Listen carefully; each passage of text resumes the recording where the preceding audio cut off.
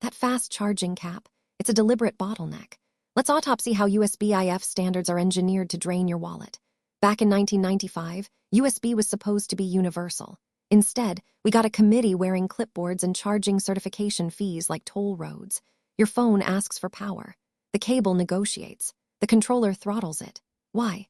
Because thermal efficiency drops when you push more than 40 watts through a copper wire. Okay, so we upgrade the cable. But wait, the handshake latency spikes. The protocol gets picky. Suddenly, your charger needs a firmware update just to survive Tuesday. Here's the real voltage drop. You want that USB-IF badge? That's a $200 test. Then another $200 for the license. It's not safety. It's a subscription model disguised as engineering. Open standards don't care about your quarterly earnings, care about electrons moving efficiently. Unregulated charging isn't chaos. It's just physics doing its job without a middleman. Cables degrade. Insulation cracks. The committee says see unregulated power fries devices, but structural stress is a manufacturing problem, not a protocol problem. Blame the solder joints, not the electrons, so we fix the cables. Now the thermal throttling kicks in.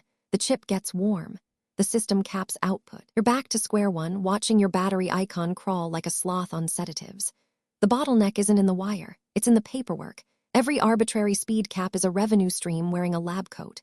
You're not waiting for power, you're waiting for permission. Your wallet feels the impedance. Your gadgets play nice, but they play poor. Fast charging isn't fast. It's a carefully choreographed slow dance to keep you buying new bricks. We need open, unregulated charging. No badges, no gatekeepers, just raw power delivery. If you think otherwise, congratulations, you've got a skill issue with basic economics. Drop your charger brand in the comments. Let's see who's actually pushing electrons and who's just pushing paper.